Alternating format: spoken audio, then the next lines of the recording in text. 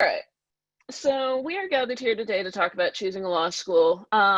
It does look like we've got a majority of the folks that we are expecting signed on. So I'm going to go ahead and start thinking about getting started. But before we really get into that content, I do think it's important to acknowledge, especially for the people in the US, but for the world also watching, that we're in a very, very historic moment now.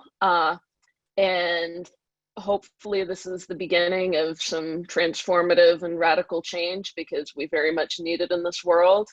And LSATMax always has been a company that stands with the Black Lives Matter movement and believes that Black Lives Matter.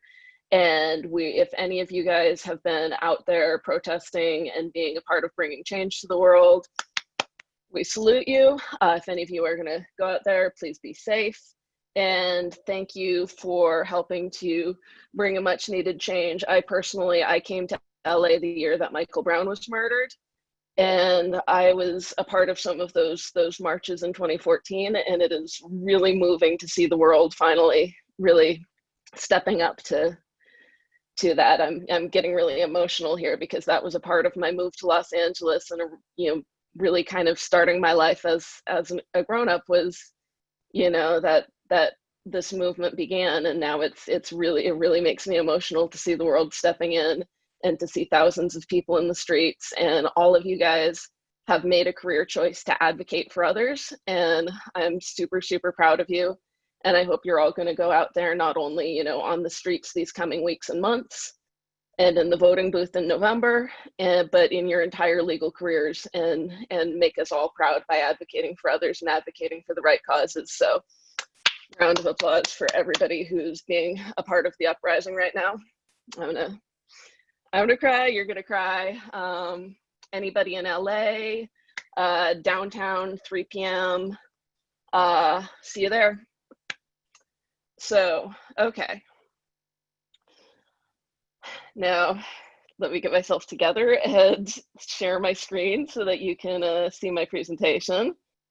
So,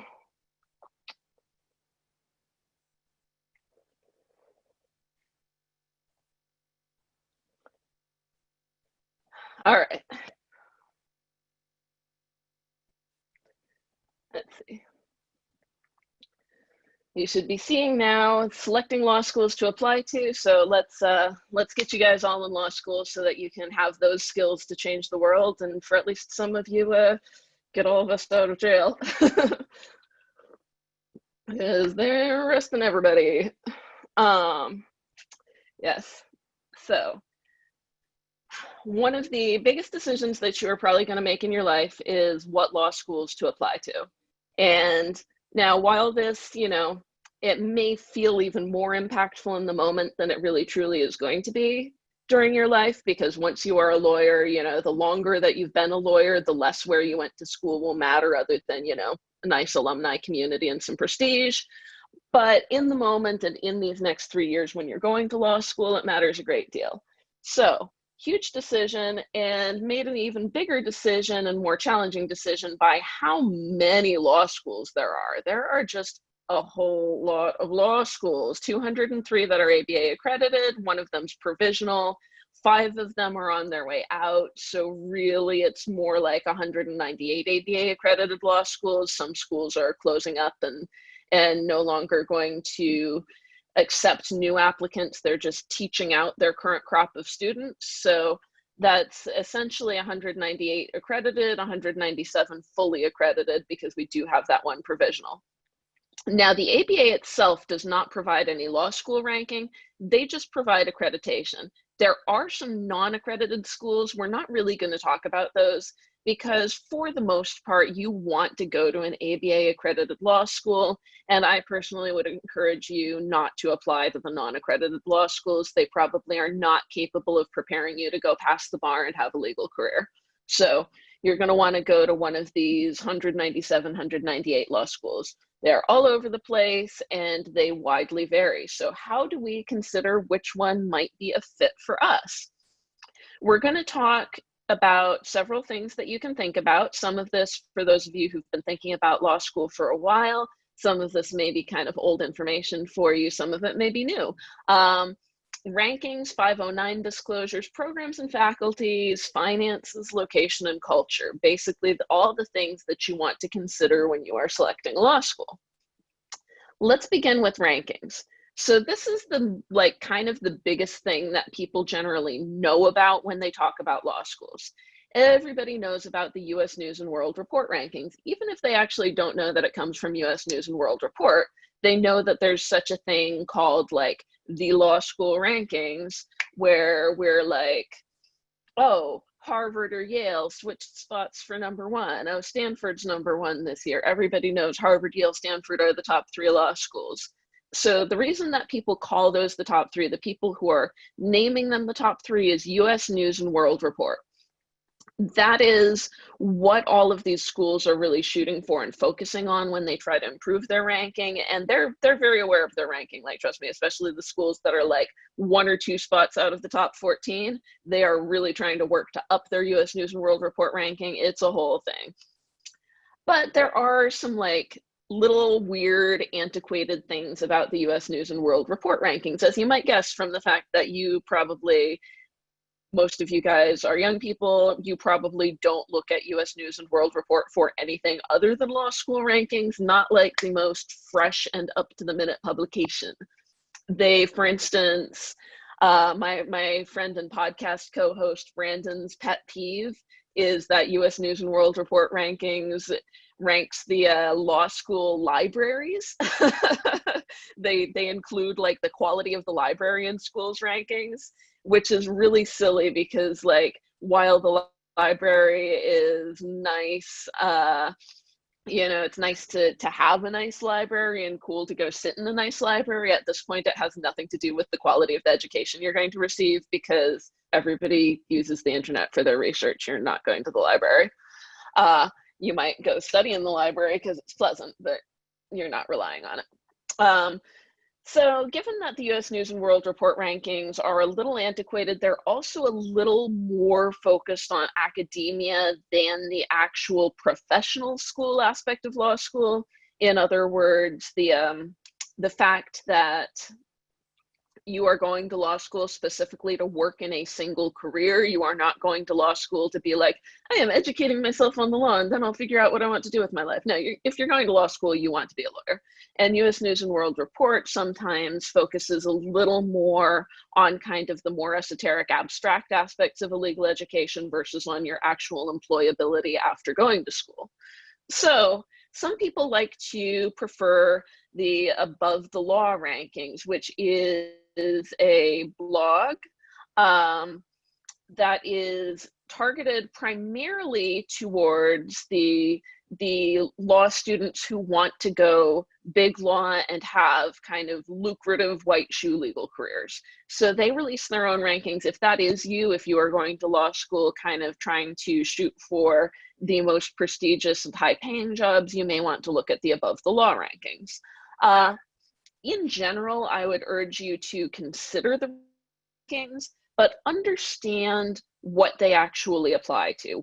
It is not really a true ranking of the quality of legal education you will get. You cannot say that you are going to get a little bit worse legal education at Stanford than at Yale. You are going to get an exceptionally good legal education at Stanford or at Yale.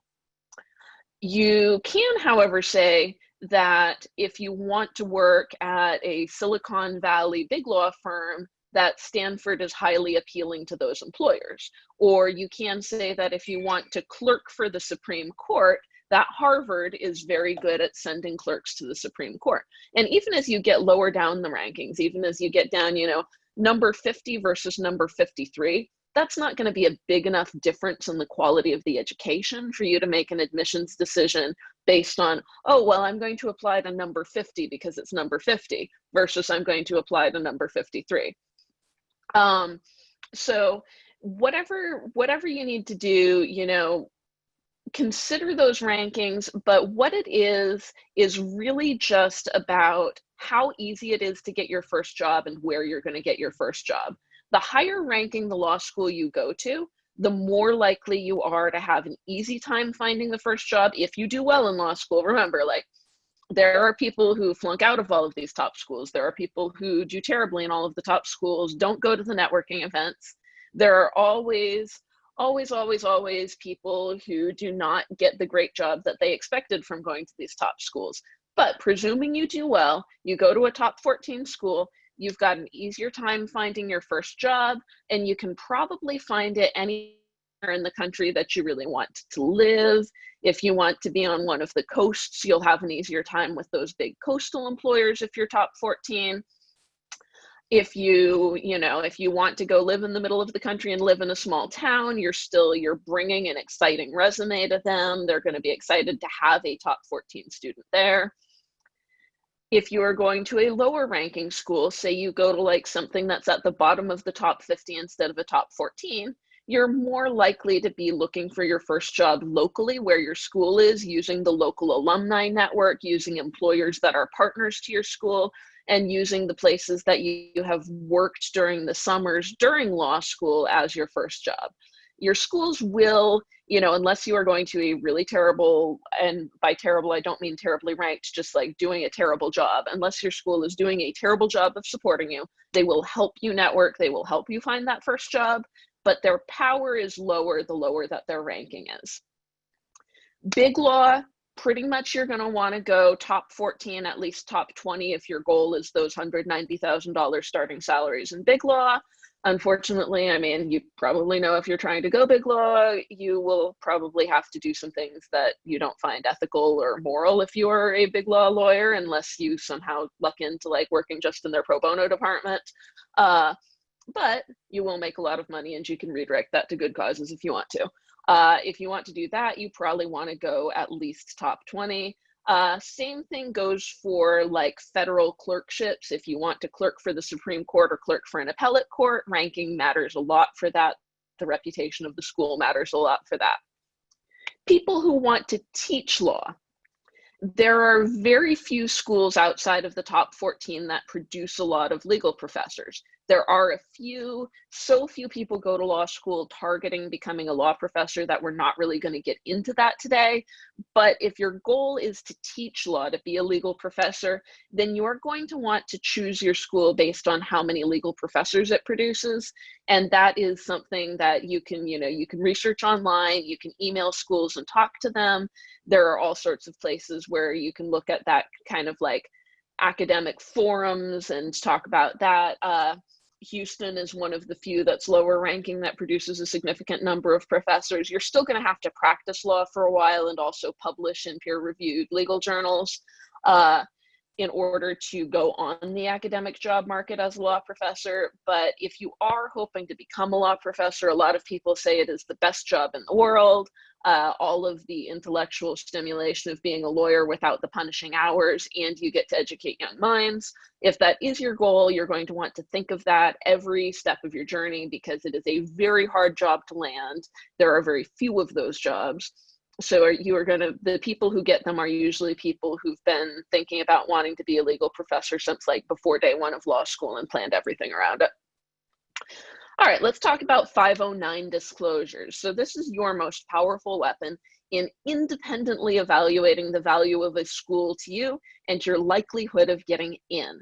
So all of those 203/197, 198 that are actually options for you, all these schools have to give these ABA required disclosures. They've all got to say what their LSAT GPA medians are. They've all got to talk about their graduation outcomes, if their students are employed, if they're employed in jobs that require bar passage, if they have passed the bar. So you can always compare, you can download these disclosures very easily. There's a portion of them on the US News and World Report rankings, but there's also an ABA disclosures site where you can literally even download a PDF of just all of them for all law schools if you want to. So for the overachievers out there, that is an option. So very, very important to pay attention to the LSAT and GPA medians. They disclose the 25th, 50th, and 75th percentile for LSAT scores at their school. So that is essentially the profile of the people who are being admitted to that school. So say you're like a 3.5 GPA, 165 LSAT. If you are looking at a school that has a 168 at the 25th percentile, then your 165 is probably not going to be competitive there. But if you're looking at a school that has a 164 at the 50th percentile, your 165 is much more competitive there. Now, that doesn't mean that there are not outliers. There are people who have such dramatic soft skills and personal factors that they beat the, they can get in even if LSAT or GPA or even both are lower than the 25th percentile. But in those cases, when you see those outliers, you're usually talking like that person has written a best-selling book, that person has founded a major company that does $10 million of business a year, and they're going to a business-oriented law school like Stanford. That person's an Olympic athlete. Believe it or not, sometimes Olympic athletes go to law school, and that's considered one of the soft skills that can actually trump an LSAT score, is having been an Olympian. Random? I don't know why. I don't know why law schools want Olympians, just like the dedication, but that is, if you're an Olympian, you have a good shot at a great law school, even if your LSAT is mediocre. So for the rest of us normal humans who have not won any medals for our country, you probably are going to want to try to shoot for an LSAT score, since you still have time to control that, even if you are not still an undergrad, to raise your GPA. Shoot for an LSAT score that is at least at or above the 50th percentile for your target school. Now, what about going to schools where the medians are lower than your LSAT and GPA? So let's say you're like a 172 3.8, and you're thinking about going to a school where like the 75th percentile is 169. So you are more than over 75% of their students on your LSAT score. Now, there's nothing wrong with considering a school that is lower than your LSAT GPA on their medians, if they have programs that appeal to you, if you have other reasons to go there, but try to get some financial aid out of it, because if you are raising their medians, you are actually helping them. You are helping them raise their rankings. So they want you, they should be competing for you, and you should be getting some financial aid out of it. Now, especially if you are thinking about trying to go big law, you don't want to let scholarship outweigh what you can get out of school. There are cases where you should turn down a larger scholarship to go to a higher ranking school, especially if you're looking for those big law employers. But if you are going to go to a school where you are like above the 75th percentile on LSAT GPA, they need to show you the money a little bit. Law schools are money-making facilities. They often actually support things like the humanities and liberal arts colleges at schools that have undergrad as well as law school versus standalone law schools. So law schools are profit centers, and as profit centers, they need to constantly increase their rankings and attract more students. So if you are helping them do that, they should make it worth your while. Now, as for poor employment outcomes, after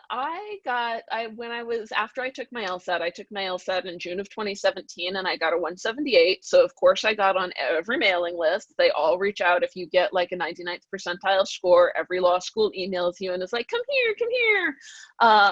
So I got an email from a school that I will not name, but it was a school that had like a 60% non-bar passage rate, and like also similarly like 60% of students unemployed after graduation. And no, you should not consider those schools. If schools have very poor employment and bar passage outcomes, just cross them off the list.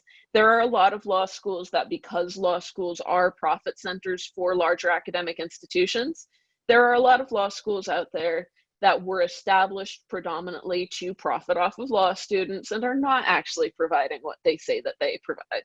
So there are tons of law schools out there. If you're a good student, you'll get into one of the good ones, and you will have a great time there. And we'll talk more about LSAT a little later. I'm not going to get too much into I'll tell you about how I studied and how I got that score and when we go through Q&A, but let's go through the admission stuff first. So lastly, bar passage rate. Some people are like, that's unfair. Why do they put that on the school statistics when you don't study for the bar in school? I mean, you do start like doing bar review with your cohort, but there's no like how to pass the bar class in law school. They do not really teach you statutory law in law school. They teach you how to think like a lawyer. And statutory law is what you need to pass the bar. You study for it predominantly after you graduate, predominantly on your own. Some people take a bar review course before they even start law school. We do have BarMax for any of you who want to do that. That is a resource available to you. But for the most part, students are studying for it independently. Well, why that is attributed to the school is, number one, a big part of how students find success studying for the bar is their cohort of fellow students, the people they're studying with, as well as support outside of class from faculty, how the campus helps them find people to study with. Often on campus, being a research assistant to a professor can help you learn things that you need to learn for the bar. And then the quality of your legal education and the quality of how you become a legal thinker, how you are able to think about the law, that's not going to affect your ability to memorize state laws, but it is going to affect the part of the bar exam where you need to interpret and apply them. So it's really about, have they correctly taught you to think like a lawyer? And if so, as long as you can memorize enough of the statutory law stuff, you can pass the bar. So let's look at some of these 509s, and I'm going to zoom in a little bit because I know you can't see it with the screen at full size. So let's look at Georgetown. Georgetown is a top 14. Sometimes it falls out of the top 14 and Austin comes in as 14th and Georgetown's 15th. It's currently a top 14. So they have a less than 20% acceptance rate. They actually take in about 550 enrollees. So out of their applications, about 5% of those people will go to the school. So those are your basics on who's getting there, who's applying, who's getting in. Sorry, if you're in LA, you probably all just got the super distracting emergency alert about another freaking curfew. A little later tonight, 9 p.m.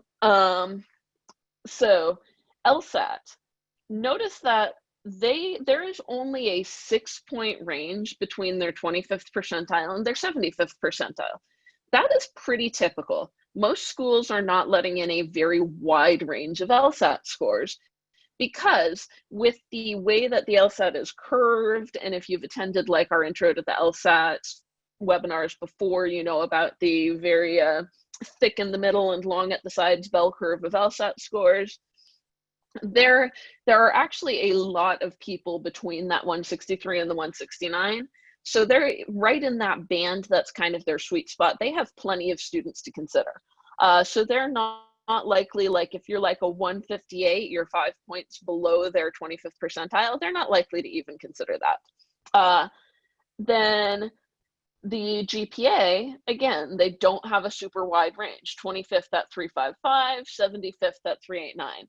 Now, especially for top schools, it is better to be a splitter in the direction of your LSAT score and low GPA than low LSAT score and high GPA, because there are a lot more people with a high GPA than there are with a high LSAT score.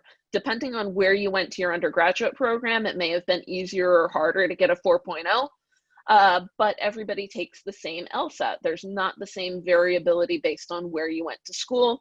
So if you're going to be like below a 25th percentile on one category and above a 75th on another, you want it to be that you're high on the LSAT and low on the GPA, and then you'll probably get in some great places. Like I have somebody who's going to UCLA right now who has like barely a 3.0 undergrad GPA, but she got a great LSAT score, got into UCLA, no problem. So let's look at SJU. SJU is a little more middling, a little like a mid-rank law school. They accept 48% of their applicants. So then their actual enrollment rate is 10%. So notice that's actually double what Georgetown's is. That's because people who are applying to Georgetown are probably applying to all of the top 14, and then they're deciding between which ones they get in. Versus if you're applying to SJU, you might be local and interested in going to school locally. You might have just really decided that one of its programs are for you. So you might be a little more likely to accept that offer of admission. They have a little smaller class. They have about half the size of the class of Georgetown.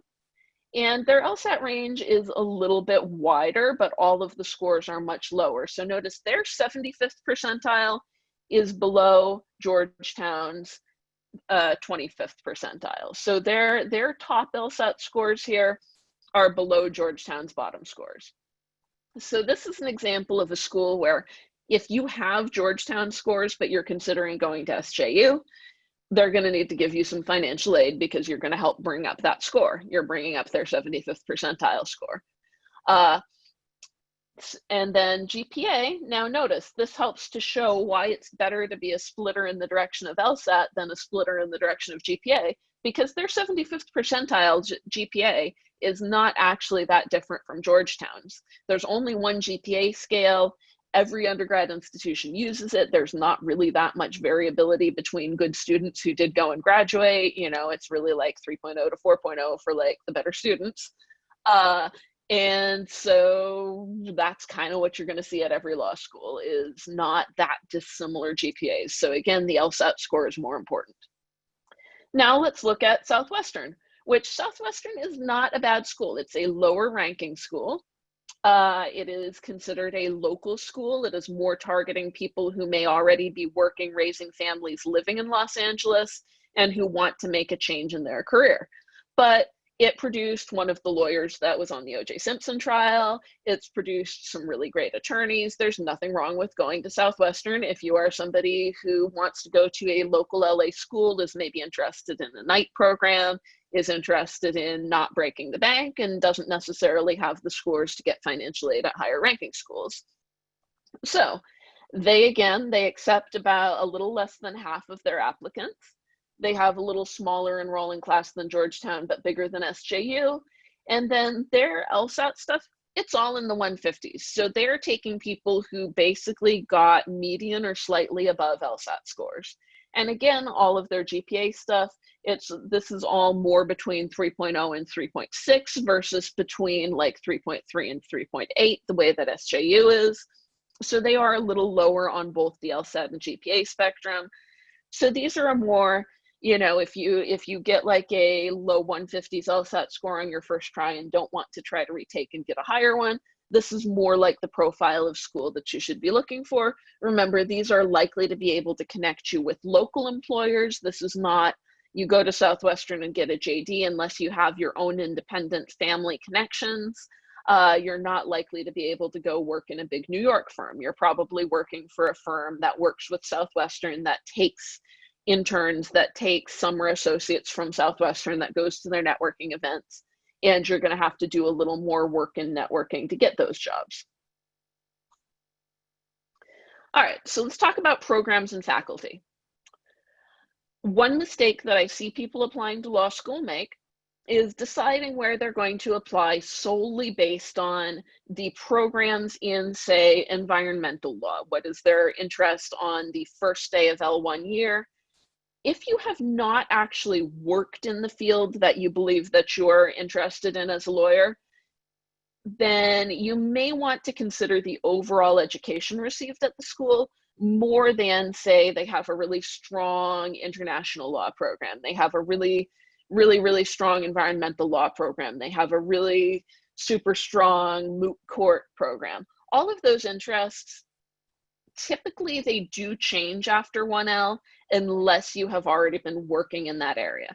So an example of like somewhere that you might want to choose because of a specific program, UCLA has the only critical race studies in law program in the United States. So if you are somebody who has been working in racial justice already, you know that that's your passion, and you are going to law school not to be a lawyer, but to add being a lawyer to the set of skills that you apply to your existing work in racial justice, you probably want to apply to UCLA. And we have a great interview on the podcast right now from someone who did exactly that, our interview with Sandy, who is going to UCLA in their critical race studies program right now. So that's an example of a good decision based on a specific program.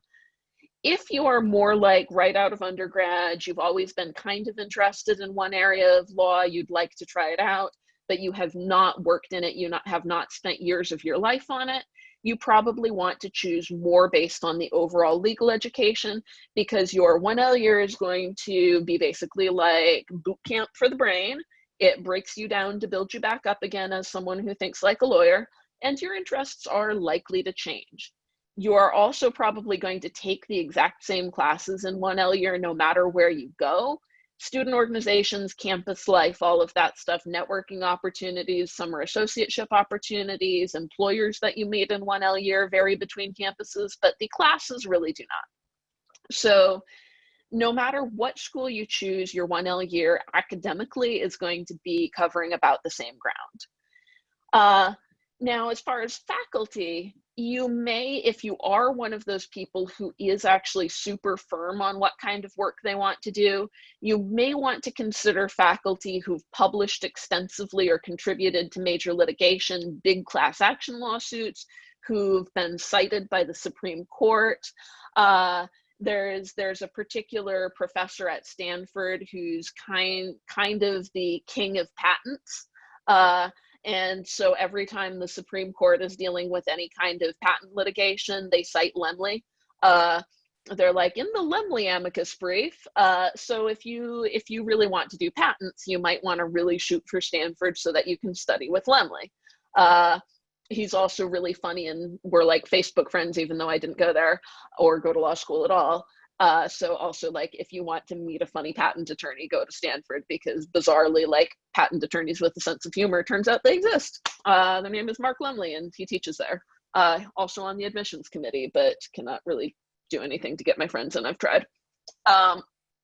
So yeah, also like another Stanford example, I forget her name now, but Stanford has a professor who was head of disability rights under the Obama administration. So she did all of Obama's disability policy. So if you're somebody who really wants to do disability civil rights work, again, you might really want to hardcore target Stanford specifically to study with the person who wrote disability policy for the last president of the United States of America. Now, of course, big factor, money. Other big mistake people make going to applying to law school is going, okay, my plan is I'm going to take on $300,000 in debt, but because I'm going to be making $190,000 a year at my first job, it's only going to take me, like, I'll live on $90,000, spend $100,000 a year on my debt. I'll pay my debt off in 3 years, then I'll be debt free and I'll go work for the ACLU. Very, very few people who have that plan actually follow through on that plan. First of all, there are not that many of those $190,000 a year jobs, and there are a lot of people gunning for them. Second of all, golden handcuffs. As soon as you start making that much money, then you experience social pressure to start living like you make that much money. You're probably not actually going to dedicate $100,000 a year to paying off your debt. You're probably going to get pressure from your boss and your coworkers to upgrade your car. You're probably going to be furnishing your home so that you can have, if you need to have clients over or coworkers over, you look like a rich lawyer. And then all of a sudden you are stuck working there for 7 to 10 years instead of 3 years. And then by the time you've done like 7 years, then you're not as attractive an employee to a public service organization as you would have been right out of law school, because they're like, this person is entrenched in the corporate system and we don't know if we can retrain them. So if you are going in with significant debt, go in with a realistic plan. That, like, pay it off in 3 years by getting a high dollar job is not, for most people, a realistic plan. There is also no middle in legal salaries. Most people, their first year out of law school, they either make close to $200,000 a year or they make $60,000 to $70,000 a year. There's not really a middle. There are a few places, like I've heard of one private public interest firm in San Francisco that their starting salaries are $100,000. But for the most part, you're either making like a solidly middle class, lower middle class kind of $60,000 a year salary that is going to go farther in the middle of the country than on the coasts, or you're making that kind of upper middle class by, going golden handcuffs kind of salary. There's not really a ton of room in the middle. So assume that you are going to be at one of those polls and make your plan accordingly. You may, if you don't want to go work for the golden handcuffs big firms, you may want to think about accepting a scholarship offer from a lower ranking school rather than reaching for the top 14, unless it is absolutely critical to you that you get a prestigious clerkship. Clerkship opportunities and becoming a legal professor are kind of things where you really can't compromise on what school you go to. But for most people, especially if you're thinking about public interest law, it is better to have a better plan to pay off your debt than to go to a slightly higher ranking school. And then location. Location ties into ranking. If you are not going to go to a top 14 are really not the only national employers, but if you're going to go outside of like the top 20, top 25, then you should go to law school where you would be happy to work. So most of the time, if you do not go to a high-ranking law school, you are going to get your first job in the area where you went to law school, because you're going to get it through that school's network, through their networking events, and through your summer jobs during law school. You also want to consider the state bar exam. California is, by design, they're literally even being sued over it, the toughest bar exam in the country. If you're going to go to law school in California, especially if you're going to more like a Southwestern than a Stanford, you are probably going to have to take the California bar. And if you are not somebody who does well on tests, that may not be a great idea to plan for a career that requires you to pass the California bar. I have known people who went to Harvard who took multiple tries to pass the California bar, and not like bottom of their class at Harvard either. People who did well at Harvard who had trouble with the California bar. So do not underestimate the state bar. And do consider also whether or not you're going to have a good time living in that area for 3 years. If you love warm weather, Michigan's a great school. As somebody mentioned, beautiful law library. So when we were talking about US News and World Report using the libraries, yeah, they do have a really beautiful library, gorgeous school. It's really cold there. If you're somebody who hates being cold, you may not want to spend 3 years in Michigan. On the other hand, there can be such a thing as too much fun. Everybody's favorite formerly incarcerated governor of Illinois, Rod Blagojevich, went to law school at Pepperdine in Malibu and later said that he never even knew where the law library was because he spent all his time on the beach. So if you're somebody who's easily distracted by living in a fun place, maybe don't go to school in Malibu. Maybe don't go to school in South Florida. Like, don't go to University of Miami. And then we have culture. So competitive or collaborative, big deal with law schools. Law schools that publish class rankings, which most of them do, often are competitive between the students. So you may have people who don't want to share their notes in class, or who, even in the like worst horror stories of law school, which like really don't happen to most people, like you're probably not going to run into this, but people have had like classmates sabotage them over their class rankings, steal their notes. If you're at a hyper competitive school, if you're someone who's like more extroverted, social, and really wants to make a community with your cohort, it may not be good for you. More and more schools are going to a model that's designed to make the students more collaborative and make them care about each other a little more. Like UCLA is pretty much, especially right now that they're remote and they're all on a pass-fail system, like everybody's just sharing all of their notes from everything and they're being super collaborative. Stanford is considered the friendliest culture out of the top three. The Harvard and Yale are more competitive cultures. So figure out what is said about the culture at your target school. Think about it a little bit as you make your application decisions. If you are interested in public interest law, you may want to consider a school that has more of a focus there, because sometimes going to a super high-ranking school can even actually hurt you when competing for public interest jobs, because they're like, they may have some biases, let's say, against like a Harvard student. They may some local environmental justice organization gets an application from a Harvard student.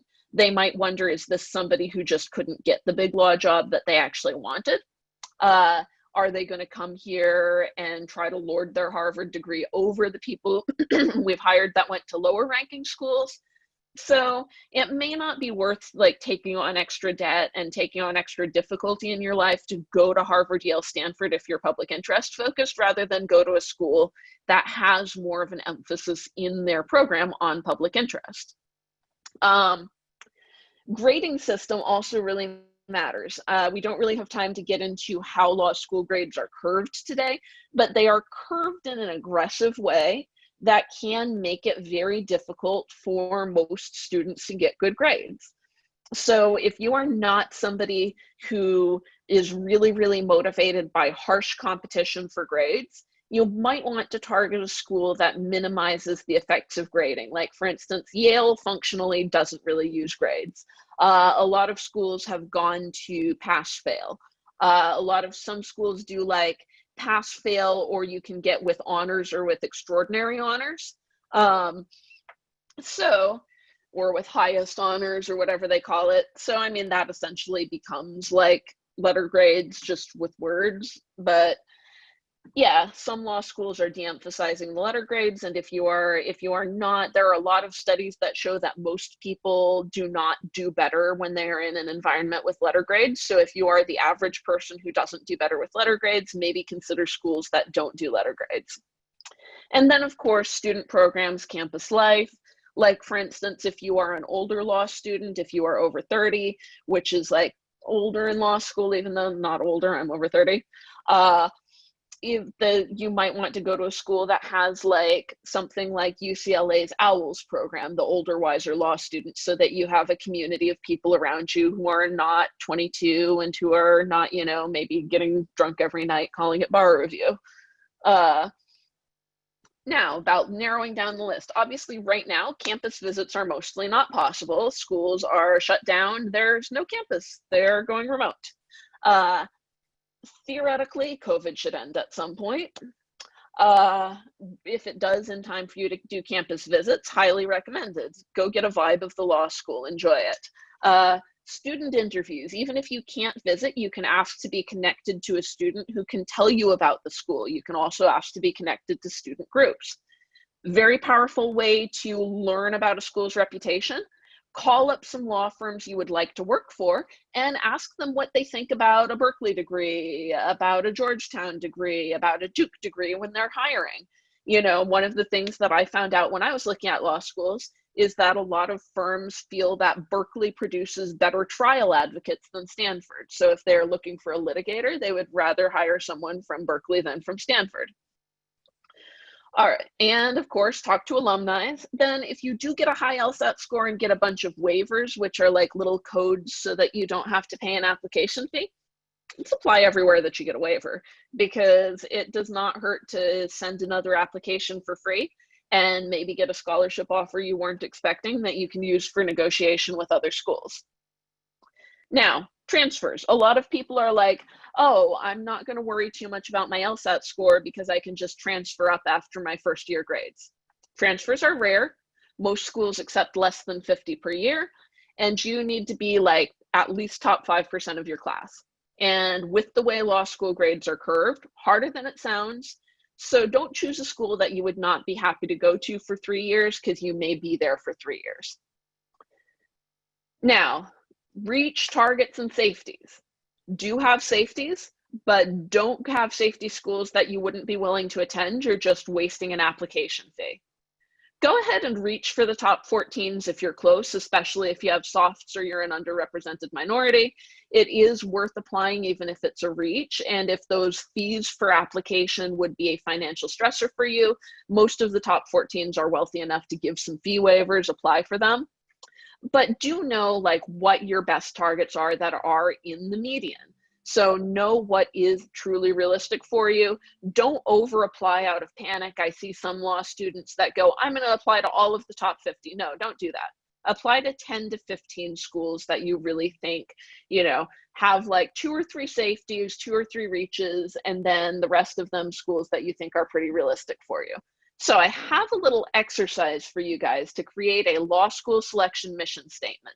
You may not be able to get to the list of 10 law schools today, but let me give you about 5 minutes to just take a start on this, just so that we can start to think about it. And then maybe I'll call on somebody to share theirs. So I'm gonna actually go away for like 5 minutes and let you work on this. And then we'll come back, we'll talk about somebody's, then we'll talk a little about LSATMax, and then we'll do Q&A, okay? All right, I'm gonna see you, let's see, it is 12:50. I'll see you at 12:55 Pacific time.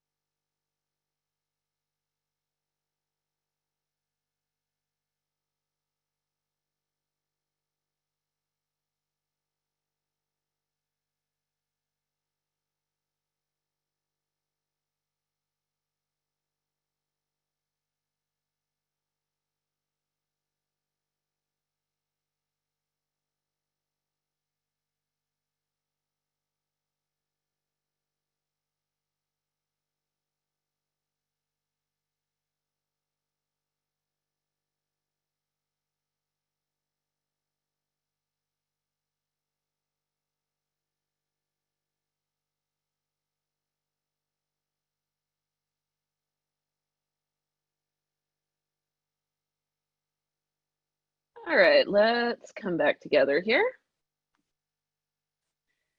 And hopefully you got through at least some of this mission statement exercise. And like Claire just said in the chat, you will get this presentation along with the replay, so you can finish the rest of this exercise and make your top 10 list when you have time to also go through those 509 disclosures and find out where that you're at or above the 25th or at or above the median. Obviously, for those of you who have not taken an LSAT yet, and we'll talk about the LSAT a little more in Q&A, you may not know that yet. So just go with GPA for right now, or save that top 10 part for after you take your LSAT. But you can still do everything else before you have even taken your LSAT. So let's see. I have a couple of raised hands that I'm not sure if they're an accident, so I'm going to lower all hands for right now. But raise your hand if you would like to just share what you got through of your law school mission statement with the group, and I will click allow you to talk, and then hopefully we will all be able to hear you. So there should be like a little raise hand button. Okay, let's see. Arturo has his hand raised. Let's see. Can we hear you, Arturo? You might need to unmute yourself because let's see. I think you're muted. Okay. Still muted. Let's see. Unmute. Okay. There you go. Okay, I can hear you now. Great. Hey, great. how you doing, Arturo? Doing well in this fine Southern California day. It is a beautiful day. Going to be a hot one. So yep. tell me about your mission statement. Tell me about what is your purpose for going to law school? My purpose to going to law school is to eventually become a in-house legal aid for either a talent agency or film or television production company. And okay, so you're interested in entertainment law? Yes. Okay, so go ahead. Oh, okay. The first, I don't have 5 schools on my list, but the first 2 are UCLA and USC. Right. So one of your priorities, one of your top 5 priorities for a law school is probably going to be that it's located near the film and television industry. So LA or New York, and LA over New York. So yeah, so that's good. And then what do you need to do in your first year after graduating from law school for that entertainment career? I would actually be taking my second LSAT within this coming year. I just graduated from a undergrad that I was made to postpone on, but I'm using LSATMax to study for the upcoming LSAT within the next year. And okay, great. I've gotten to know people in the television and film industry, as well as agency industries, and carried a theater minor in undergrad. Okay, so that can be one of the 3 things that you need to accomplish during law school as well, is to continue networking and continue building those relationships. So that's good to know that that's very important. So again, that points to choosing a school based in part on its proximity to the industry that you want to work in, because you absolutely want to nurture those relationships, because of course, as all of us who live in LA know, it is all about who you know, not what you know in the entertainment industry. Yep. So yeah, it sounds like you've got a good plan. I would encourage you to focus also on that 5th bullet point. Even if my career goals do change after my 1L year, I'll still be glad I picked a school that, just in case, that might help you choose between those Southern California schools. You know, you'll still be glad that you picked a school that maybe had a strong trial advocacy program, or if you're not interested in trial advocacy, maybe you'll still be glad that you picked a school that really prides itself on the strength of its alumni network. So just in case, it sounds like you've had this entertainment law interest for a long time. So you're probably going to go do entertainment law, but in case once you actually start studying the entertainment law and realize maybe something else appeals to you, then, you know, there's probably still a great school that is located close to that industry that's also going to set you up well to do something else if you end up needing to. Yes. So, I all also right. have Go ahead. quadrilegious. I might go into ADA law. Mm. Yeah, so if you're interested in that track too, then definitely as you go through and you finish this mission statement exercise, put that somewhere on your top 5 priorities as well, because it's nice to have a backup plan, especially if your first plan is one of those things that there are, I would say entertainment law is one of the main fields of law that people go into law school interested in and then discover isn't as interesting as they wanted it to be. So no, I mean, if you are somebody who really does, thrive on that kind of work, I'm not saying nobody finds entertainment law interesting. In fact, a lot of people who are in it really, really love it. I just talked to Star Tyner the other day, who's with one of the big firms that work on clearances, and she was the production attorney on Tiger King, so she had a very interesting job. Oh, cool. Yeah, cool. Yeah, so you may find that you really love it, but yeah, sounds like this is a good exercise for you to go through it, thinking about both of those goals, your top plan and your backup plan. All right, thank you for being brave and sharing. Let's go to, nice to talk to you, and have a great rest of your day. I'm going to go to some of our LSAT Max information and then go to Q&A now. But yeah, everybody, fill out this exercise. Even if you think that you already know your target schools, you might learn some new things from doing it, or you might just get some validation. And then when people are like, well, why are you so set on Duke? Why are you so set on University of Virginia? You can be like, well, because my mission statement says so. My mission statement led me there. All right. Do you have to plug our course? It's pretty great. It's we were doing fully remote LSAT education before COVID forced everybody to do it. So we actually prepared for that and have been getting all of it ready for a long time. So our full course includes all of the prep tests. It includes, if you get the premium, you even get the subscription to The Economist so that you can study for your reading comp. 9,000 LSAT questions, personal analytics. We do office hours all the time, 100 hours of video explanations. We have explanations for every single LSAT question in the course. So anything you get wrong, you can go look at the written explanation. And then if you still have trouble, we have real-time message boards that are manned by 99th percentile instructors. So if you've looked at all of the self-serve resources and are still having questions, then just pop over to the message boards and we will answer it for you. So definitely, if you are still looking for an LSAT course, we're our 99th percentile, genuine, actual official LSAT. There are companies that they call their instructors 99th percentile, but that's a test they administered in their office that you could have studied for by reviewing that same test, which is not a real 99th percentile score. We're all real, actual, official 99th percentile instructors. So check it out. It works on your tablet, works on your phone, works on your desktop, and you get to spend more time with me when we do our office hours bonanzas, because I usually do all the logic games ones. I love logic games. I'm also recording new videos for all of our logic games, so enjoy that. So live one-on-one attention, yada yada, we already talked about that. Our tutors are the best if you want to get private tutoring. I've heard good things about pretty much all of our tutors. My co-host Brandon does some tutoring. He's also been a lawyer, and he is as well a writer, so he's very good at communicating and writing. He's great. Everybody's awesome. We get look at our App Store reviews. People mention their tutors in their App Store reviews and love them. So, all right. Come over to LSAT Max. Now let's do some Q&A. All right. I'm gonna start at the bottom and go up a little bit and dance around, because I might jump around a little bit here because there might be some people who are not still on the line who asked a question. There's probably some duplicate questions. So best way to study for LSAT, take LSAT Max. If you're not gonna take LSAT Max, do a lot of practice tests and a lot of review. Review everything that you miss, understand why you missed it.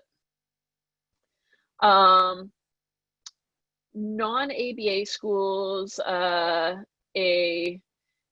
anonymous attendee asks, I don't recommend non-ABA schools. I think that you are much better served figuring out how to apply to an ABA accredited school and get in than to go to a non-ABA school. Even in the ABA accredited schools, not all of them are going to give you like the best legal education that you can possibly be getting.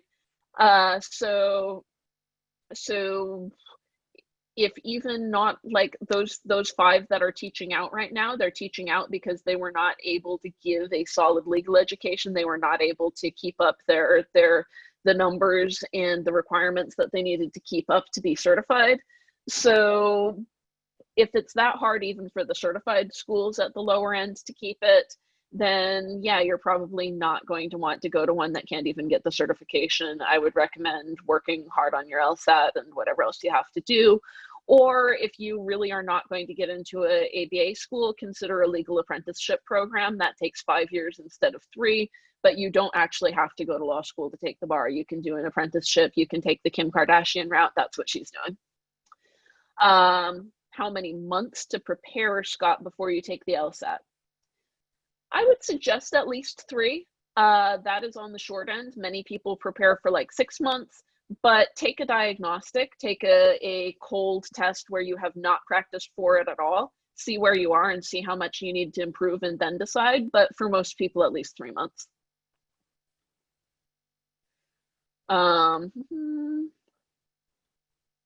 How important is the personal statement? Extremely. Personal statement, besides your LSAT and GPA, is the most important part of your application. Spend the most time on it.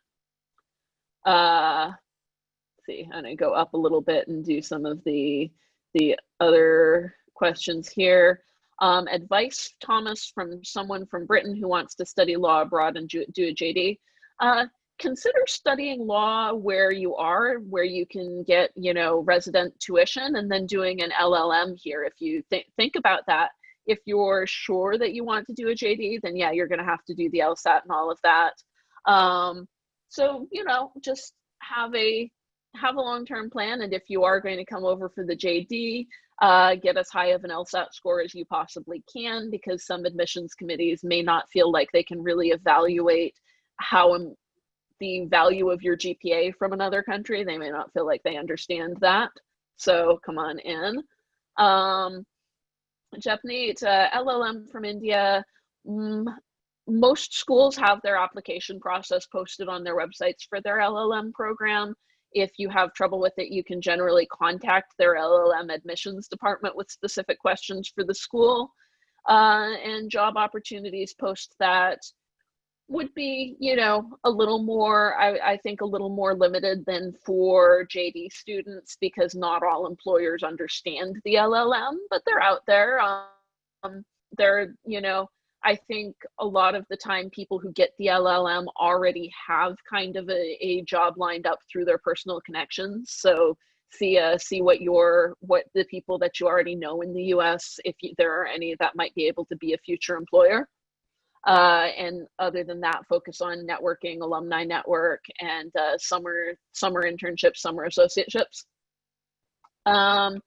Flex, should you take the flex? Go ahead and take the flex. There's nothing wrong with the LSAT flex. It's only 3 sections instead of 5. Unless you are really, really good at logical reasoning and really, really bad at everything else, because on the standard LSAT, logical reasoning is 50% of your score. On the flex, it's only 33%. So go ahead and unless really your only strong LSAT section is LR and you don't think you can improve on RC and LG, go ahead and take the flex. There's some technical issues. Listen to our podcast. We have extensive flex coverage on the podcast. But for the most part, I think the flex is fine. How early should you start studying for the LSAT? Study for the LSAT when you have time to study for the LSAT.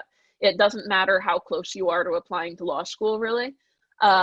It just is when you're going to have time to dedicate the time to studying and to take the test. I know students who take the LSAT in their first year of undergrad, and it is good for 5 years, so you can do that. So no more than 5 years before you intend to apply to law school, but within 5 years, just whenever you have the time. I studied for I started studying in February and I took the June exam, but I actually took a bunch of May off because I burned out. I overstudied. If you overstudy, you have to take time off. There's no other way to fix burnout. So really, I studied for about 3 months, and I took I got the 178 on my first try. Yes, I was very fortunate on my first try, but it was just a really good testing day, and I had studied well. So a full year to study for the LSAT to get in the 175 range, is that a good strategy? I think that is a realistic portion of time. My experience is atypical. Now, I did create myself a really good study plan and I did a good job of following it, but getting a 178 in 4 months of study is not typical. I don't see that with most people. So yeah, I think a year is a more realistic timeline. Good to give yourself that. Make sure if you're shooting for the 175 range, take a diagnostic, see how far you are from it. The farther you are from it, the longer it's going to take. I do believe that anybody can learn to answer enough LSAT questions correctly to get a 175. The timing is harder. I don't know if everybody can learn to answer enough questions correctly in the time allowed to get a 175. So, but study the accuracy first. Do not worry about timing until the accuracy is there.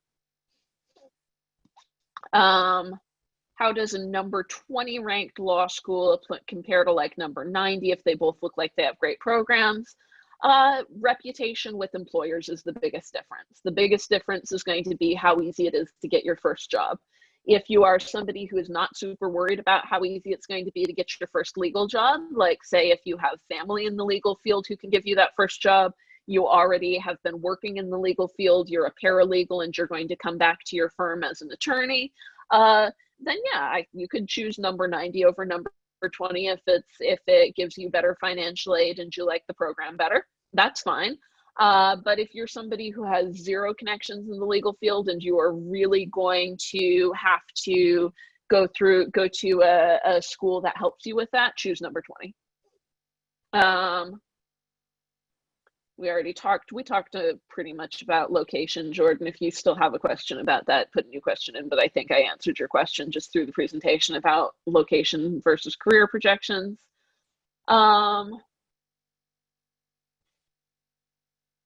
Emily helped with a couple of these. Oh, good question, Scott. The STEM majors, do schools consider lower GPAs for STEM majors?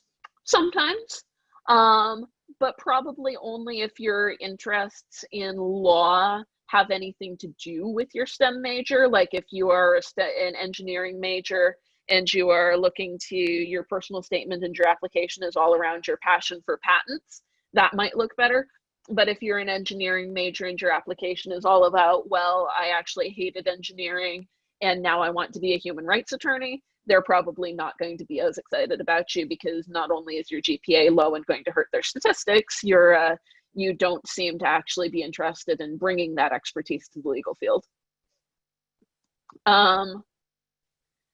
Due to the recent situation, if I'm trying to make an impact on the American political and justice landscape, does the prestige of my law school matter?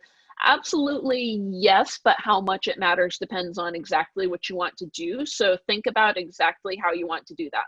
If you want to make an impact by being a public defender and being a really great public defender, then prestige does not matter that much because the world always needs public defenders, people who are willing to live on that low salary just to make an impact in other people's lives. Go to a law school you can afford. Go to a law school that gives you a scholarship. If your way of making an impact is that you want to become a judge and be on an appellate court, then yeah, try to go to Harvard, Yale, Stanford. We talked about being a splitter, low GPA, high LSAT. Yes, that is better than high GPA, low LSAT. How is previous job experience viewed in admissions? It is viewed positively. Most schools would prefer to have someone who has worked for at least a couple years and ideally worked somewhere somewhat adjacent to what they want to do in the legal field. Harvard in particular is now looking especially for students that have at least 5 years of work experience. Does not mean that they aren't still admitting plenty of K to JDs. K to JDs are people who do not take any time off from school from kindergarten to their JD. Plenty of those still going to Harvard, but they like people with 5 years of work experience too. Non-traditional law student unis, does it matter as far as prestige which law school I choose? Same answer I've given to others. It matters as much as getting your first job matters. So it depends on how hard it's going to be for you to get your first legal job. Emily's helped with some of these other questions. Yes, difference between top 14 and top 6 and Harvard, Yale, Stanford. I personally, if you can go to Harvard, Yale, Stanford, and your goals are the type of legal career that prestige really matters, so big law, Supreme Court clerkship, getting like a prestigious fellowship and funding to go, like I met somebody when I toured Stanford who his goal was to sue Southern police departments and basically like use the legal system to force them to shape up. And he was going to go apply for a bunch of fellowships and public interest funding programs to do that kind of thing. If you have the ability to go to Harvard, Yale, Stanford, do. If you're not sold absolutely on something that super requires prestige, oh great, the street cleaning vehicle is going to come through and you're going to hear a bunch of background noise here, but okay, that's going away. So if those couple of like super prestige heavy things are not your interest, then I would say choose more based on culture and how you feel like you will fit into their student body and what you think the specific school can do for you as a person. You do have to sign up for CRS with LSAT. That's the only way to apply to law school. Don't pay them before you're ready. Pay them when you're ready to start your applications, but you do have to do it.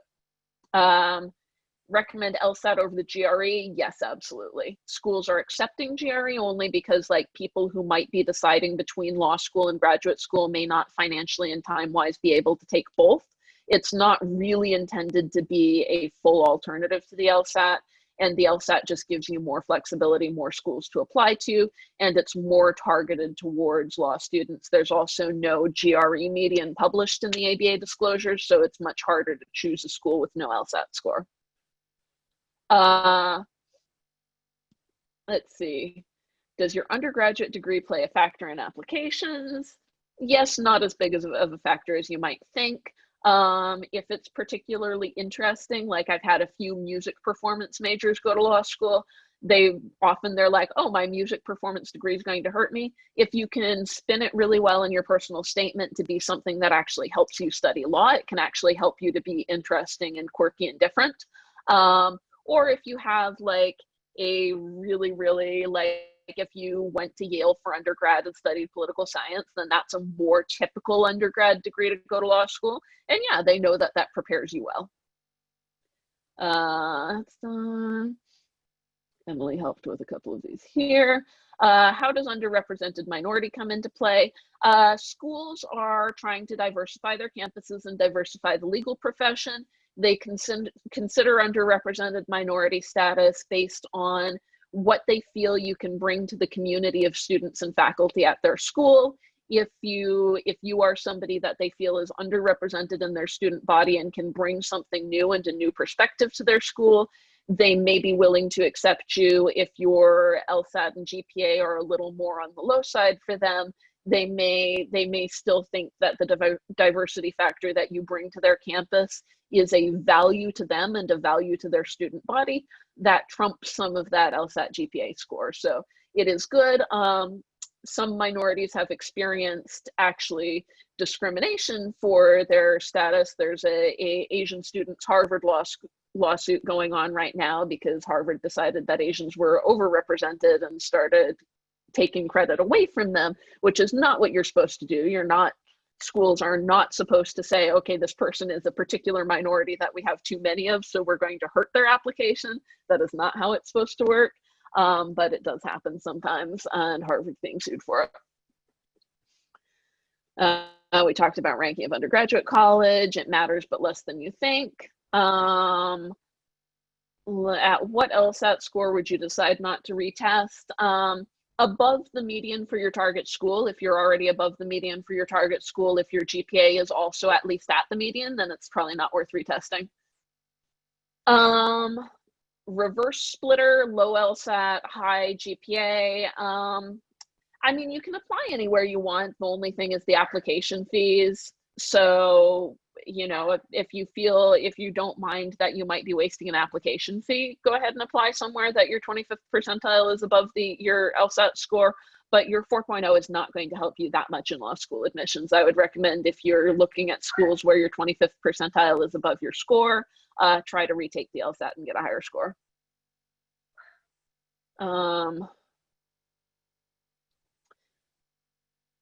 So Emily talked about some students that are not included in the LSAT GPA calculations on the 509 are international applicants or took the GRE instead.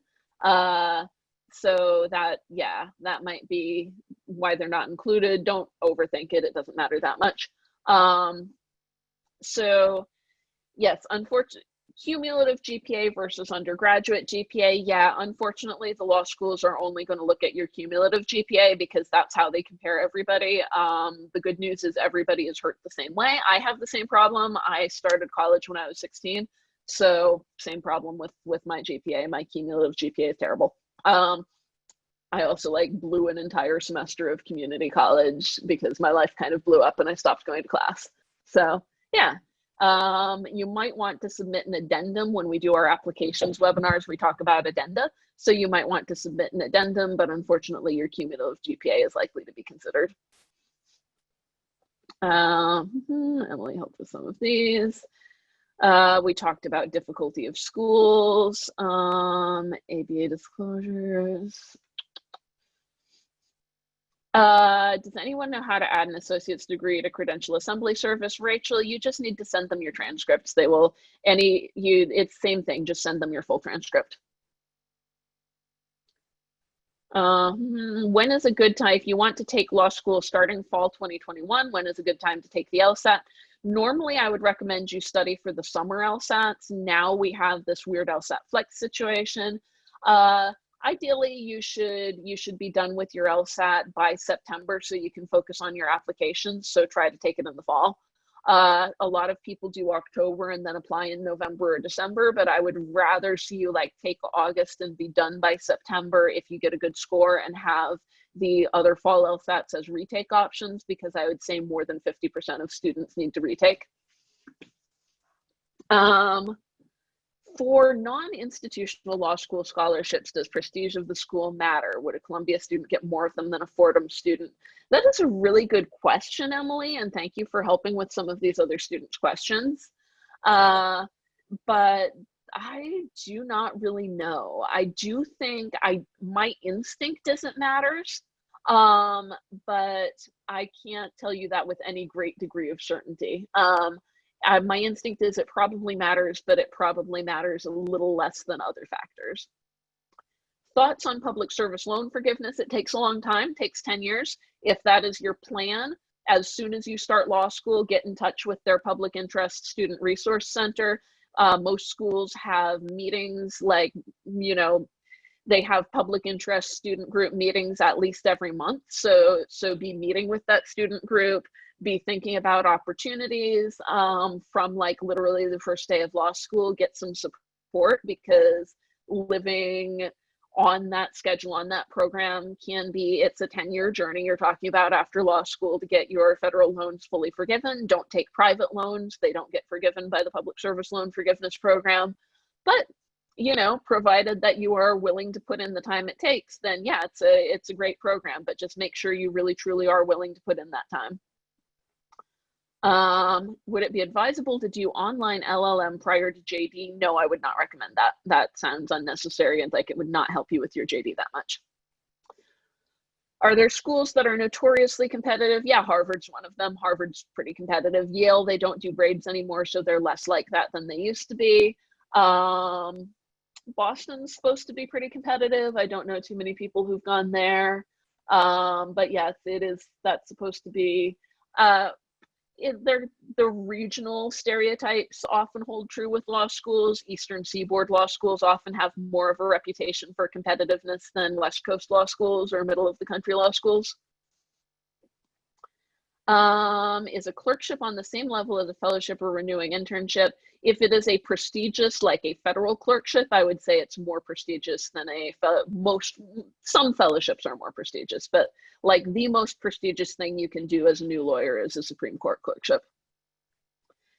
How to get to know what the culture is of your school choices. Talk to students, talk to current students, and talk to alumni.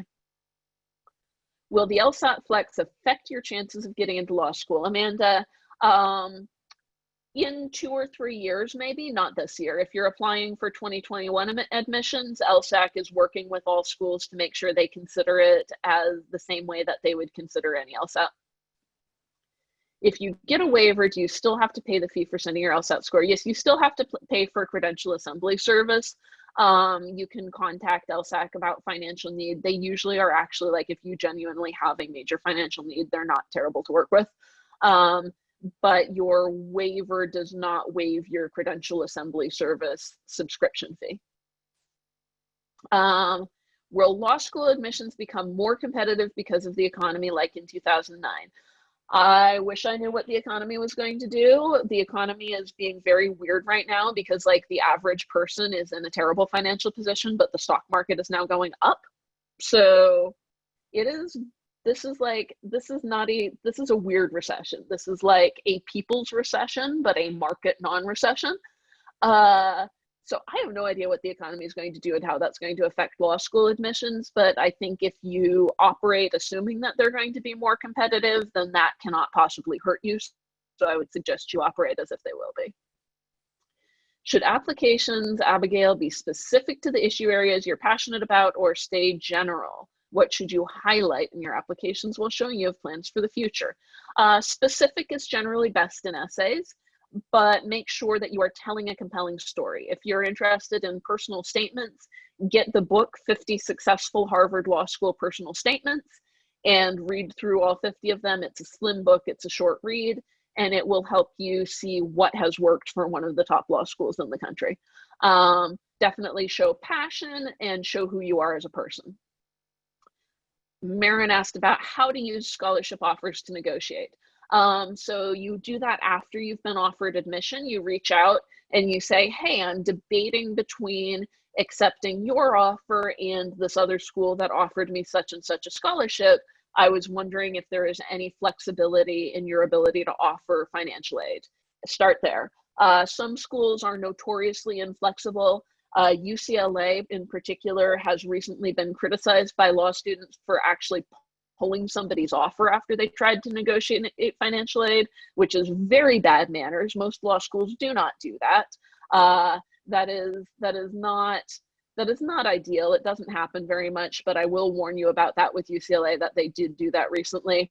By over the phone versus email, better to be talking to somebody always when you're negotiating if you can, but you may not always be able to get somebody on the phone. Try to get somebody on the phone. If you can't, you may have to email.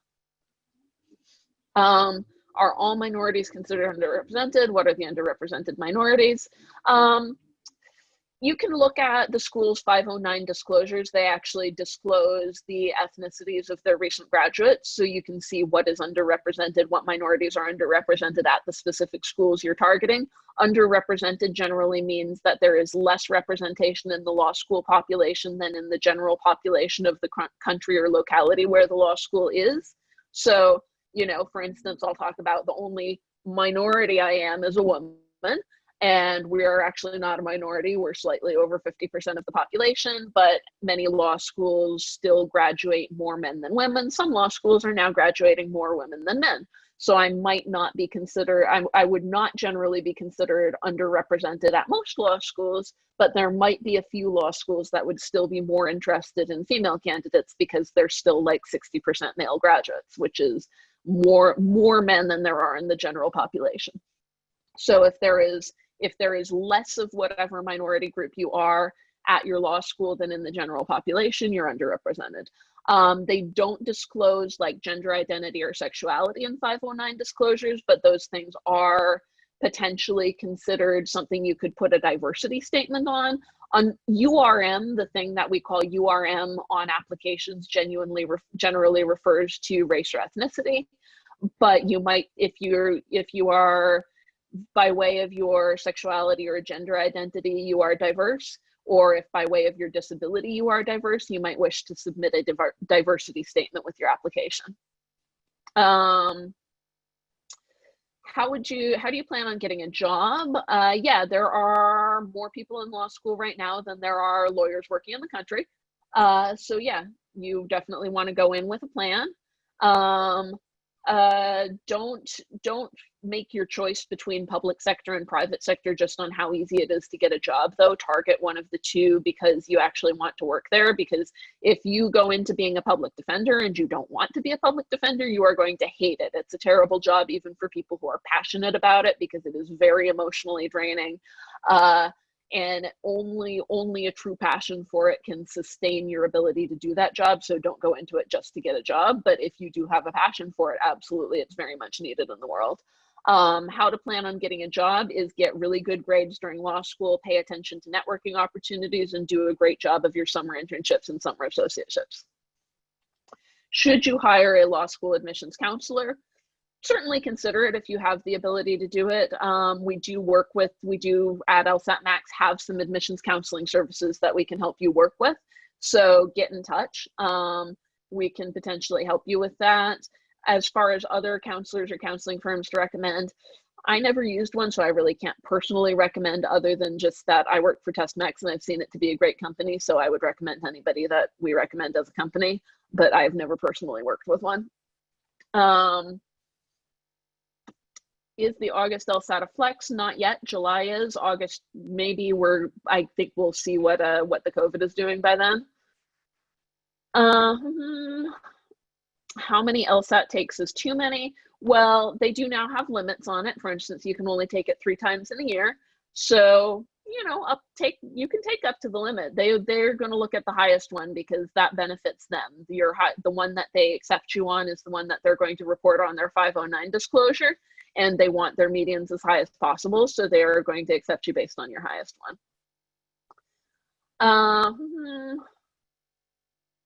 Let's see. Drag down to the bottom again here and see what we've got down here. Pass-fail grades in undergrad, would law schools look down on those type of grades? Historically, they would. Now, if the reason you have pass-fail grades is because of COVID, because your school has gone remote, they will not look down on that. But if you chose pass-fail historically, unless you're at like a school like Yale that is more prestigious, then that might hurt you a little bit. Is it better? How is it viewed to get your JD where you earned an MA? Would getting them at separate institutions be more beneficial in general? I don't think that matters enough to choose your law school on the basis of it. I would choose your law school on the basis of the actual programs that are available and your desire for employment. Why didn't I go to law school? Well, having too much fun teaching the LSAT. I still have a couple more years. I might, if I don't like what I'm doing in 2022, which is going to be my last year to use my LSAT score to apply to law school, I might still apply. But I'm having too much fun with what I'm doing now, and I don't really, unless like the economy tanks and I get laid off or something like that. Right now, I don't really, I don't feel like go to school for 3 years to do something else that I don't know if I enjoy when I'm having a ton of fun right now. Nothing against it. I think I'd enjoy law school and I think I'd be a good lawyer, but why take on debt and spend 3 years of my life in school if I'm not super, super more passionate about being a lawyer than I am about what I'm doing now? I'm having a blast. There are a bunch of other things. And I didn't really fall in love with any of the law schools I toured. And I feel like what I was really looking to be like, oh my God, I want to spend 3 years of my life here. I liked UCLA, but I found the classes that I sat in on a little slow. And I liked the classes at Stanford, but I got creeped out by their campus and felt like I was in virtual reality because it's just too clean. Stanford's too clean. Like there's no gum under the tables where people have lunch. How are there like so many undergrads there and there's no chewing gum under the tables? It's creepy. Uh, so Stanford freaked me out. UCLA seemed a little slow on the actual instruction, and the quality of the discussion in class was not exciting to me. So I just didn't fall in love. If I fell in love with a law school, I probably would have gone. How might COVID-19 change the law school experience? Well, a lot of law schools are already, I mean, I guess it's not post-COVID-19 time yet. We're not post-COVID-19, but a lot of law schools are already at least offering the opportunity to take all your classes remotely for this fall. And some of them are requiring remote classes for this fall already. So there's probably going to be a lot more remote aspects of education. I would say that law schools, when they do go back to being on campus, are going to have to be a lot more careful about sanitizing and about maybe having fewer students in their big L1 year classes. Maybe more, they might redesign classrooms to have more spacing between people in case of future pandemics. As far as I think the biggest change to the law school experience is going to be that really, no, it's no longer possible for anybody to say that law school cannot be offered online. Like, now we know that law school can be done online. So I would say we are probably going to see more law schools offering remote education. And that's going to be really good for people with disabilities who've been asking for that for a long time and been told the law school experience just wouldn't be the same online. Well, okay, yeah, it's not the same, but if somebody can't have access to your law school if you don't offer it online, then like, why not offer them access to your law school? What can we write our personal statements about if we haven't experienced anything intense or special? Well, talk to your friends and ask them if that's really true of yourself, because that might be an inaccurate self-perception. Maybe other people who get to see your life from the outside think that you have experienced something intense or special. But if you really truly have had a very conventional life, it might be kind of fun to write a personal statement that, you know, is honest and leans into that and says, you know, maybe you're seeking to experience something intense or special by being a lawyer because you have not had that experience yet. Or, you know, just talk about your passion, talk about your interest in law, your interest in academics. I'll again recommend that book, 50 Successful Harvard Law School Personal Statements. Check those out. Not all of them are about intense personal experiences. Is law school worth the money if it's remote? Depends on how much money. I mean, if you're still going to take the bar and become a lawyer, like, law school is really just your qualification to become a lawyer. A great legal education largely depends on how much the student commits to it. You can still commit as a student remotely. I would hope that law schools, if they have to stay remote for a long time, I would hope that they lower their tuition because students are not having the amenities of a campus. But, you know, I would certainly consider the cost, and I would maybe reconsider like taking on $300,000 of debt for Harvard if it's going to be remote and you're not going to have the benefits of networking on campus at Harvard. But there's nothing wrong with a remote legal education if you are somebody who can learn remotely and can make that commitment. When I was taking practice exams before the test day, was I already scoring in the high 170s? I actually scored higher on my official LSAT than I ever scored on one of my practice tests, which is not typical. But I just had a really great LSAT day on my testing day. These days, when I take a practice test, I always score in the high 170s. I know more about the test than I did when I actually took it, because the best way to learn something is to teach it. So I now understand it much better than I did when I took the test. I was scoring like 172 to 175 on practice tests, and I had 178 on test day. Was my study plan similar to LSATMax? Yes. I made my own analytics, but my analytics that I made for myself, I literally, because I have to do everything the hard way, that's just who I am as a person. I literally, like, I can't just, like, my hobby is horseback riding. I can't just be a horseback rider. I did a 100-mile race last year. I have to do everything the hard way. So I challenged myself to study for the LSAT without spending more than 200 total hours on study time and without spending more than $150 on prep materials. And I did succeed in that. So all I bought was actual official practice tests and one book about logic games. But what I put together for myself with that, like, literally, I could have just taken LSATMax, because I was cutting up practice tests and like putting together questions by type, which you can all do in the app. And then I was doing my own analytics and my blind review, which again, like you can do all in the app. So yes, it was, I kind of like, I backed my way into basically like making LSATMax, but without an app. It was on paper. Was I working while studying? Yes, I was. I was working full-time at a startup. So I was studying nights and weekends. I think that's doable. Talked about my study plan. What was my first cold turkey practice test score? It was 164, but it really shouldn't have been 164 because I took a unauthorized break in the middle, which I now know is a no-no on a practice test. You should do realistic test conditions. But I took an unauthorized break because while I was literally taking my diagnostic, I had a plumbing disaster in my house and my house was flooding and I had to deal with that. So I took a break to deal with the flood and then I came back. So really I should have redone my cold diagnostic, but I gave myself a 164 at the time. That's higher than I deserved. I had an easy time with logical reasoning from the beginning. I had to learn reading comp and logic games. I was terrible at logic games, which is now my favorite. I got like nothing right on logic games on my first test. Is there any way to take a pen and paper test? Sadly, at this time, no. I like the pen and paper better, but truly, like, my score went almost all the way back to my first diagnostic when I took my first digital and I panicked. And now I have no problem scoring high 170s on a digital LSAT. You just have to make the mental transition. If you take a gap year, what should you do? Can't work as a paralegal. If you can't work as a paralegal, try to do some volunteer work that is adjacent to the legal profession. See if you can volunteer as like a non-lawyer, non-paralegal volunteer in somewhere that works with lawyers, somewhere that provides free legal services, even if you're just doing administrative work. You can be a legal assistant without a paralegal certification, so you could try to get a legal assistant job. Or, you know, just do something that is really interesting to you and gives you something great to talk about in your personal statement. If you want to travel the world, if travel ever comes back, travel doesn't exist right now, but you could travel the world.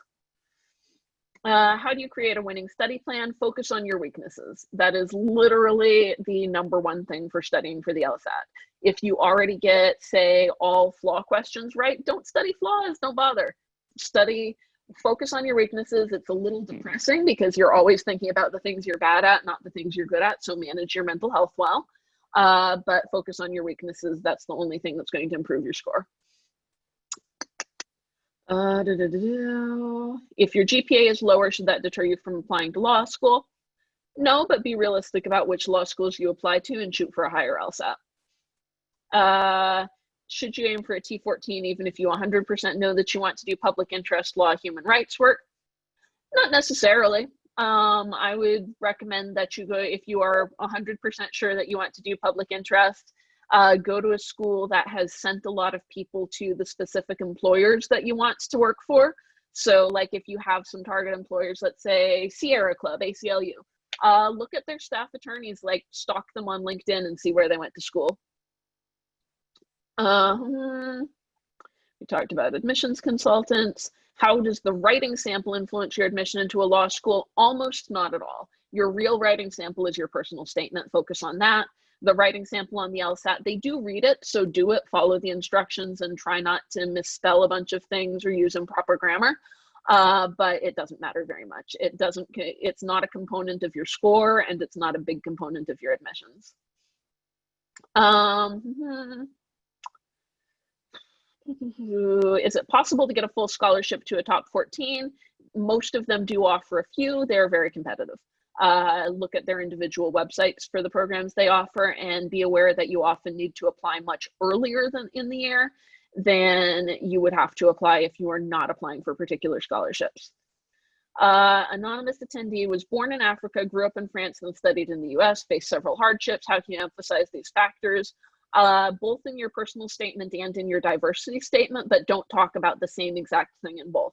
So tell a different story about your life in your personal statement and in your diversity statement, but talk about your hardships in both. Tips on letter of recommendations.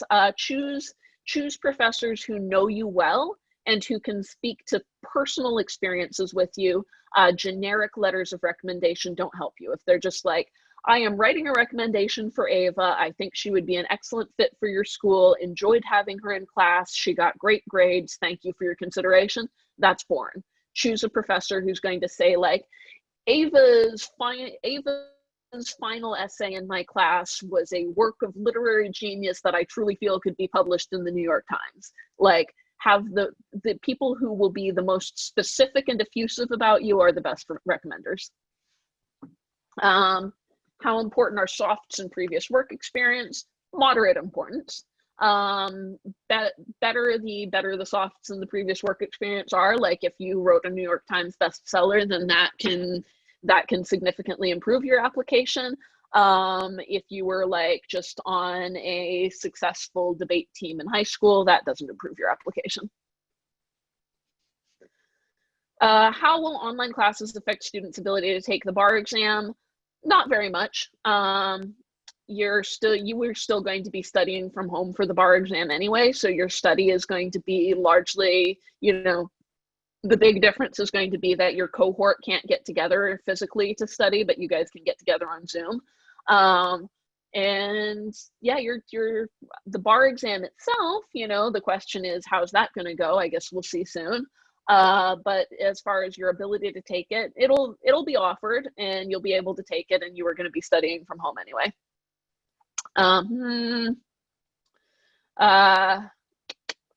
Judge, advocate, general career path, any tips or places to follow up?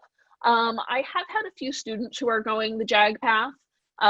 Places to follow up, I would say, if you're already in the military, talk to the folks that you know in the military, see if you can get a JAG to have lunch with you and talk to you. If you're not already in the military, maybe reach out to a recruiter and see if there are any opportunities. I guess you can't have lunch with someone right now, but have a Zoom call. See if you can see if they can connect you with somebody who's on the JAG path who would be willing to speak with you. Yeah, really, it's so different from the civilian law world. And I've heard it's a great career. I've heard really, really good things and a lot of excitement from all of my students who've been going that route. I mean, definitely be aware if you are not enlisted right now and you're thinking of enlisting, this is a time of great unrest and your enlistment experience might not be what you expect. But certainly I've heard JAG is a great career, and try to talk to people in that career path to get an idea of what your next steps are. Can you use a letter of recommendation from a boss? Yes, but try to have at least one professor. Try to have, even if you've been out of school for a long time, they're looking for people who are going to be good students. They're interested in what you will bring specifically to their campus, not just as a person. So many of the people evaluating your application are going to be professors, and they want to know what you're like in class. So try to have at least one professor. Everybody else can be a boss if you want to. And it doesn't really matter if they're a lawyer, just if they know you well. People under a student visa, is there a different fee to take the LSAT? Not typically. You can apply for a fee waiver if you have financial need. And if you do have financial need and receive an LSAT fee waiver, you also can receive a scholarship to LSATMax. So if you get a fee waiver, send it to us. Delta, let's see, let me see. You have a long paragraph here, so let me read this. Not a law student, have a BS in environmental management, graduated cum laude, worked for U.S. Fish and Wildlife for over 10 years. Oh, great. Thank you for doing that. I am a heavy public lands user, so I appreciate you. It sounds like you did not have a great time there. You have 2 cases against them for discrimination and wrongful termination. You're representing yourself and doing well. That's awesome. That will make a great personal statement. So you're going to kill it on your personal statement if you've actually beat a federal agency in court representing yourself. Hello, Erin Brockovich, sell your life rights. Okay, so she was suing a corporation, not a federal agency, but that's even cooler. Yeah. You desire to help employees wrong cheated from their rights. Go to law school. Yeah, go to law school. You might want to consider, there's a path called private public interest, which is, I know that's kind of an oxymoron, but these are firms that do large class action suits like the Women of Walmart lawsuit. So I would recommend you consider a career with a private public interest firm. because they are going to be representing massive groups of employees and looking for substantial settlements, whether from large employers, federal agencies, whatever. And that sounds like a perfect place to bring that experience. Definitely go to law school, and definitely emphasize your experience of successfully suing federal agencies representing yourself in your application. So yeah, that, I think you're in a great place, and you're going to have a great career as a private public interest attorney. That is actually also probably what I would do if I go to law school. So I'm a little biased, but I think you're a great fit for that. They look down on you if you get in trouble from the protesting? They better not. If they do, talk to me and I will give them a piece of my mind. Not that they answer to me, they certainly do not. They don't know me, but I will chew them out. Yeah, no, there are plenty of people, like, we've all seen the stories of like people who go to jail for a felony and come out and become a lawyer. Like, a criminal history is not a bar to becoming a lawyer. Like, they just want to know if you are going to behave ethically and not get disbarred for behaving ethically. So if you had like a conviction for securities fraud, or for identity theft, that might be an issue, because that's an issue of your honesty and your ethics. Civil disobedience, they better give you points for that. They should. Like, and I really don't think it, like, you might have to submit an addendum, but if your addendum is like, I was peacefully marching and was tear gassed, shot with rubber bullets, and arrested, then that's a great addendum, and they're going to like you more. It makes you more interesting. How would you address an incident of academic dishonesty on your application? You are going to have to do an addendum for that. Absolutely, that is an addendum. Why did it happen? What did you learn from it? And how can they be sure you won't do it again? See, patent law, how important is ranking of schools if you'd like to have the option to choose from as many states as possible? Yeah, for national employability, even in patent law, ranking is important. Go to as high ranking a program as you can. Patent law actually is competitive. I know some places say it's not, but these days, with a lot of people who have been like in the computing world going into law, it's getting more competitive. So yeah, shoot for high ranking. Quality of undergrad count, yes, but not as much as you think. We talked about that a little bit. How much are extracurricular undergrad activities considered by law schools? Leadership activities and writing related activities help. Sports, not as much, unless you're like a national champion. They're looking for like dedication, leadership ability, writing ability, and thinking ability. So if they speak to those, then they will help you. Shana, you are a long-term activist, that you've been sidelined by illness. I'm sorry to hear that you've been sidelined, and thank you for your activism. How do you find schools that are a good fit for your interest in civil rights or human interest law, and where they would see your activism as a plus? Don't have the numbers for Berkeley or UCLA. Yeah, definitely schools that have a strong public interest law program. I would give the same advice to you that I did to the other person who's definitely interested in public interest. You probably know where you want to work. So look up those places. Staff attorneys, look for the young ones, not the older ones, because the older ones may have gotten in like not as a first job, and it was a different legal market back then. But look for newer staff attorneys at your target employers and look for where they went to school. University of Virginia might be somewhere to think about for you, if you have the numbers to go there. State schools that have strong public interest programs in your state so that you can keep your tuition low. Yeah, but I think the best thing to do is stalk your target employers on LinkedIn. So attending law school online due to not needing to leave the state due to personal circumstances, how unreasonable is that if cost is reasonable?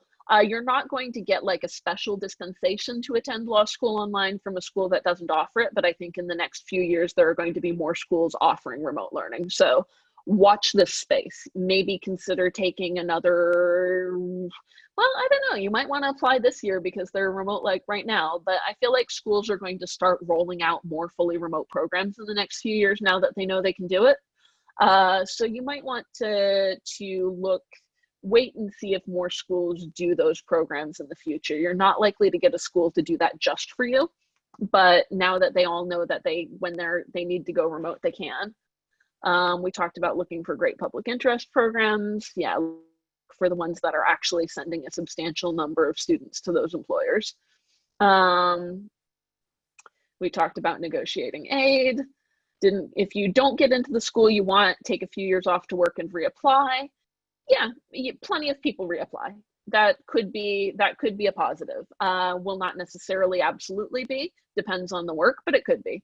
MSW JD programs, yeah, if you think you can hack it, and you want to do something where both of those degrees would be useful, so you're looking at like definitely public interest. If MSW, if I'm assuming that's master's in social work, and yeah, if you're looking at that kind of public interest, like child safety, elder care, that kind of public interest law, then definitely, if you believe that you can do it,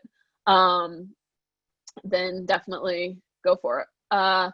Ivy League recommender who attained a non-law remoted degree have an effect on application. The worst thing you can do with your recommendation letters is choose just like your family friend who has a prestigious background, like the congressman I know. I almost did that. Like when I was going to apply, I do know a congressman. And I was like, oh, I'll get him to write my recommendation letter. But no, like everybody who comes from a family with connections does that. And the problem is that congressmen and people who just like have prestige get so many requests to write recommendation letters that they're going to write a very generic one because they write so many, and they're probably actually having an intern write it, or they'll make you write it yourself. So better to choose your recommenders based on their experience supervising you either academically or at work, and how well they know you personally. Are there schools with programs that emphasize education law? I'm sure there are. I don't know any off the top of my head though, but I'm sure they're out there. You cannot do a post-bachelor's program to improve your GPA. Your cumulative GPA for law school admissions is your GPA up to the point that you get your first bachelor's degree. So yes, waste of time. There is accommodation for foring on, I don't know what this means, Augusta. I think you have a little autocorrect error here that has prevented me from understanding what your question means. All right, we're almost at 2, so we're gonna have to wrap up soon. You don't have any undergrad extracurriculars because you were a full-time employee. I think your work experience is better than undergrad extracurriculars if it is somewhat related to law, even if it's not, but it's interesting. Do I know any good healthcare law programs? Oh, we just talked to somebody on the podcast. Listen to our interview with Zana on the podcast. She is going for healthcare law.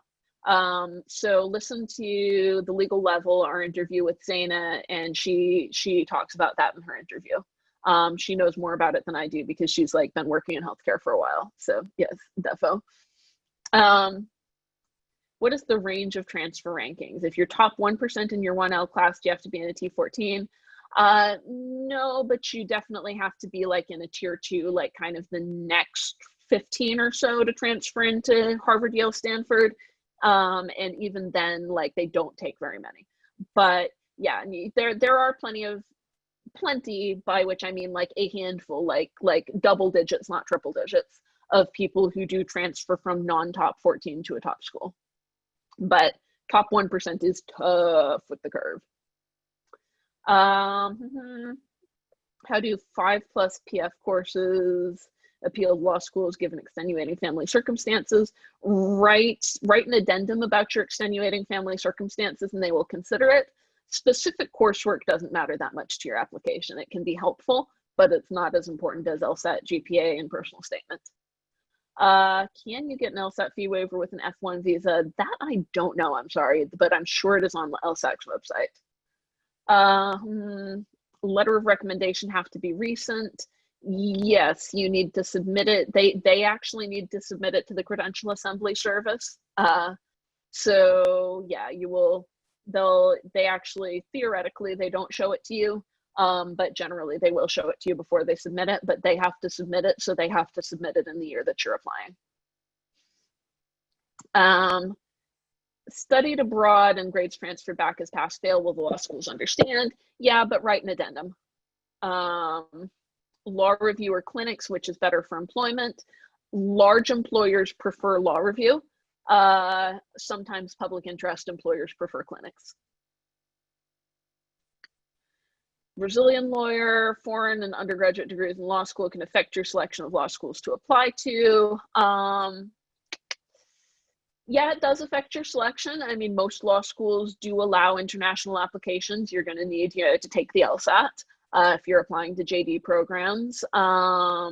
But yeah, I would say reach out to see if you can find like a Facebook group of like Brazilian law students in the United States and talk to people who've actually had application experiences. There are usually like very niche Facebook groups for situations like that. So Augusto, I would suggest that